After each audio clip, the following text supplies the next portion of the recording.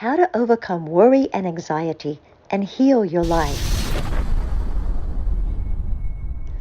Listen to Dr. Joseph Murphy in his own words.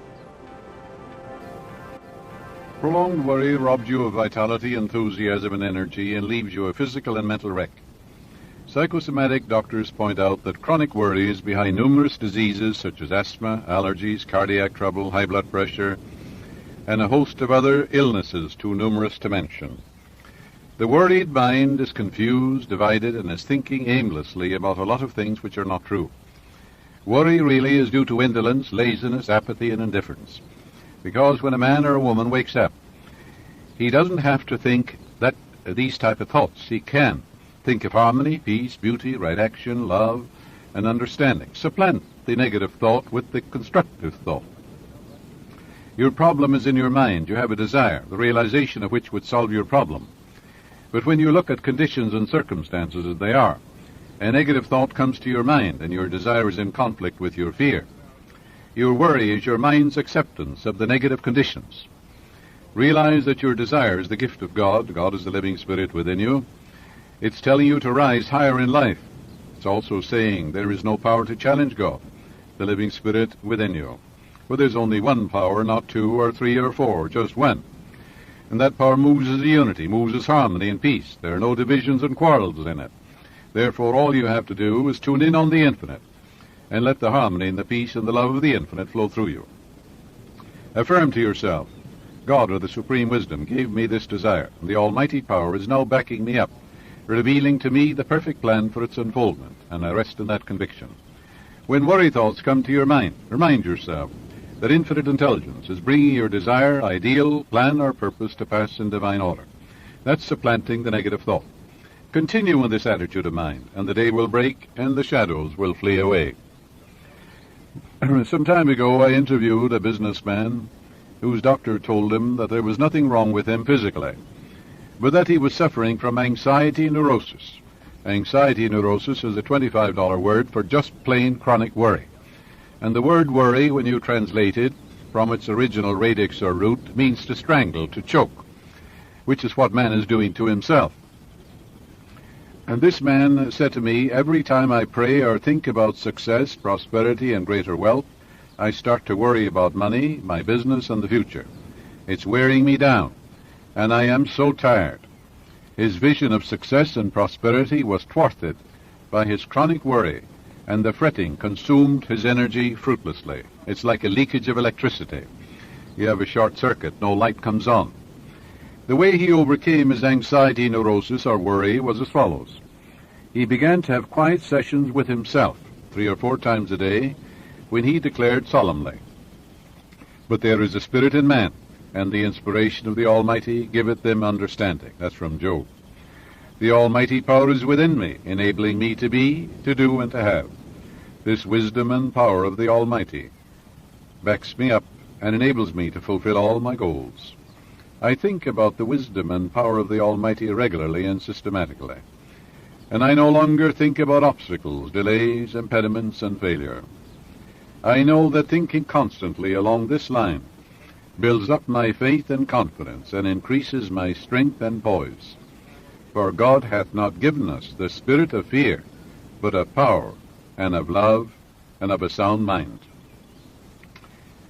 As he continued to do this regularly and systematically, you know what happened. These truths enter into his conscious mind, and then the brain sends these healing vibrations all over his system. They go into his subconscious mind, and like spiritual penicillin, they destroy the bacteria of worry, fear, anxiety, and all these negative thoughts. In a month's time, he arrived at that awareness of the strength, power, and intelligence which were divinely implanted in him at his birth. He has conquered his worries by partaking of the spiritual medicine of the supreme wisdom and infinite intelligence locked in your subconscious depths. About a year ago, a distraught mother visited me, saying that she was terribly worried about her son in Vietnam. I gave her a specific prayer to use night and morning for herself and for her son. Subsequently, her son returned from Vietnam. He married and settled down, and she again came back to see me, just as worried as before. You see, she wasn't worried about the things she said she was worried about. She was just guilty of plain, downright laziness, apathy, indifference, sloppy thinking, because all she had to do was to tune in on the infinite, which lies stretched in smiling repose, and think godlike thoughts, and all the power of the Godhead flows through these godlike thoughts. In other words, think good and good follows, think evil and evil follows. When your thoughts are God's thoughts, God's power is with your thoughts of good. It's as simple as that. Therefore, that's discipline. That's a cleansing of the mind, like you cleanse out your own home and wash the windows if you don't keep your house clean. All sorts of pestiferous insects come in, the paint falls off of the wall, and all manner of things begin to happen. Because you have to keep cleaning the house, don't you? Well, the house is your mind. You have to keep constantly cleaning it, filling it with truths of God, which crowd out of the mind everything unlike God. She was worried during the second visit that her son may have married the wrong girl. However, she admitted that the girl was a wonderful wife, which she said all the time, I was so worried that their child might be born dead or crippled. But my daughter-in-law has given birth to a perfect child. The mother was then worried about a money shortage in her son's home. This woman was not really worried about what she thought she was worried about. Her actual difficulty was that she had an inward sense of insecurity, she was emotionally immature, and certainly spiritually immature. If she were spiritually immature, she would have sat down and blessed her son and the daughter, realizing God was guiding them, there was right action in their lives, and divine law and order governed them, divine peace filled their soul, and that God was prospering them beyond their fondest dreams. How then could she be worried about him? If you're worried about your son, your daughter, your business, why don't you change that and say, why don't I bless my son, my daughter, my husband, my wife, my business? Why don't I pour out a benediction upon them? Why don't I claim what's true of God is true of them? Why don't I do it? Am I lazy, indolent, apathetic, listless? Am I a sloppy thinker? Do I have a dirty mind? Or am I willing to do that which is right?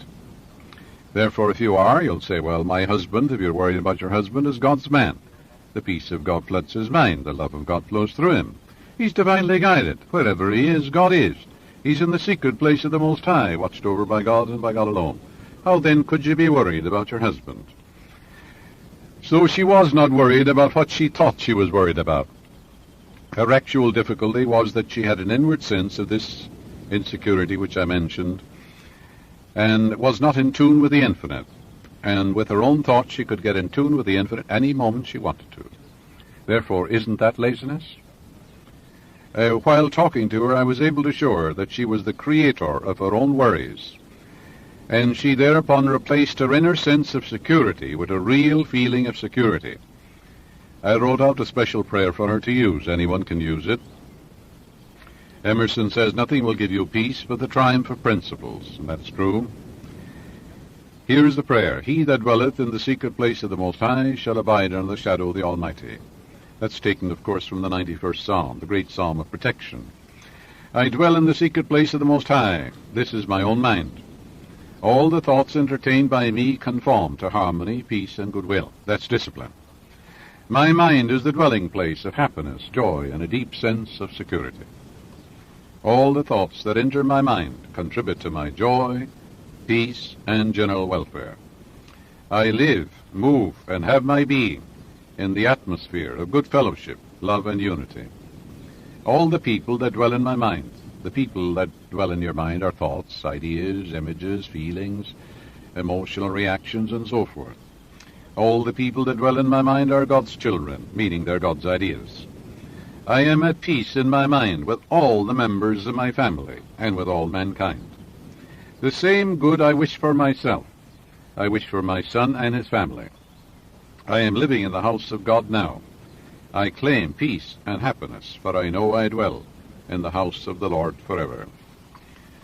She reiterated these truths frequently during the day, and these wonderful spiritual vibrations neutralized and obliterated the disease-soaked worry center in her subconscious mind, which is like a psychic wound, a festering, traumatic wound.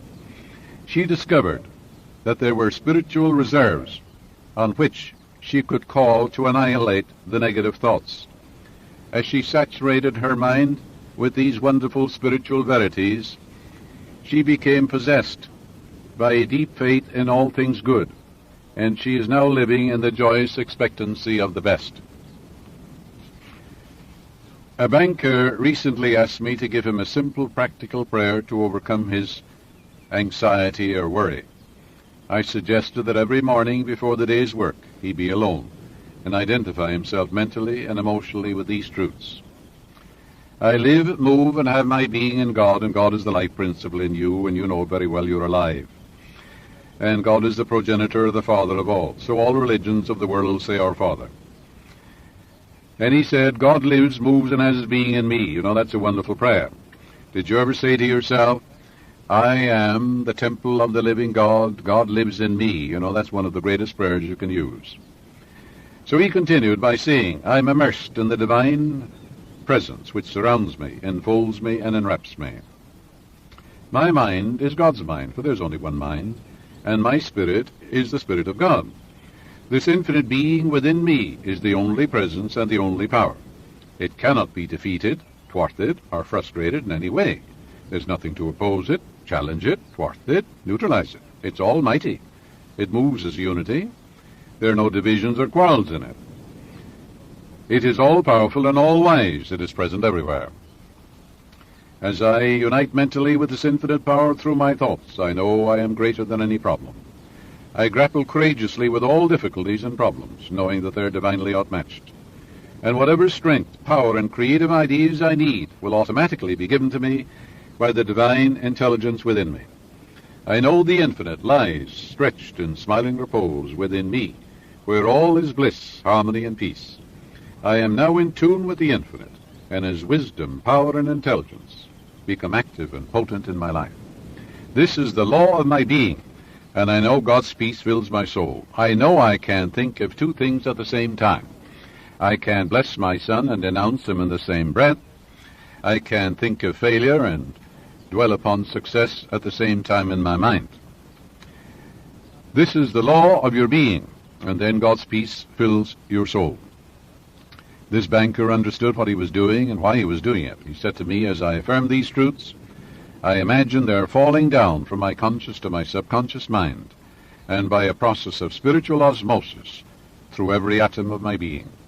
Every time I meet him in the bank, he tells me of some additional wonderful event in his life and those of his associates. He is calm, serene, poised, and balanced. He knows that the quiet mind gets things done. He knows you can't think of two things at the same time. He knows that prayer is discipline, that when a fear or worry thought comes to your mind, you supplant it. If a thought of anger comes, you can say, God's peace fills my soul. Do you shovel out the darkness in your own home? No, you turn on the light, don't you? And the light dissipates the darkness, like the sun dissipates the mist. And darkness is absence of light. All you have to do is turn on the light in your own mind. You can say, I dwell in the secret place of the Most High. I abide in the shadow of the Almighty.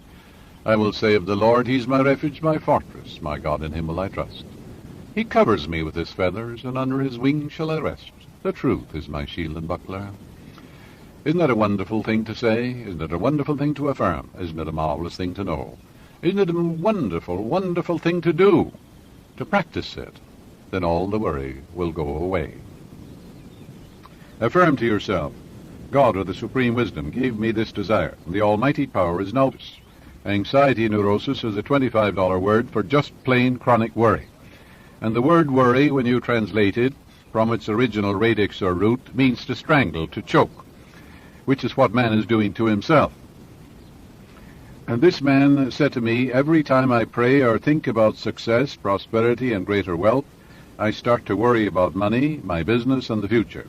It's wearing me down, and I am so tired. His vision of success and prosperity, he doesn't have to think that these type of thoughts. He can think of harmony, peace, beauty, right action, love, and understanding. Supplant the negative thought with the constructive thought. Your problem is in your mind. You have a desire, the realization of which would solve your problem. But when you look at conditions and circumstances as they are, a negative thought comes to your mind, and your desire is in conflict with your fear. Your worry is your mind's acceptance of the negative conditions. Realize that your desire is the gift of backing me up, revealing to me the perfect plan for its unfoldment, and I rest in that conviction. When worry thoughts come to your mind, remind yourself that infinite intelligence is bringing your desire, ideal, plan, or purpose to pass in divine order. That's supplanting the negative thought. Continue in this attitude of mind, and the day will break, and the shadows will flee away. Peace, love, and light.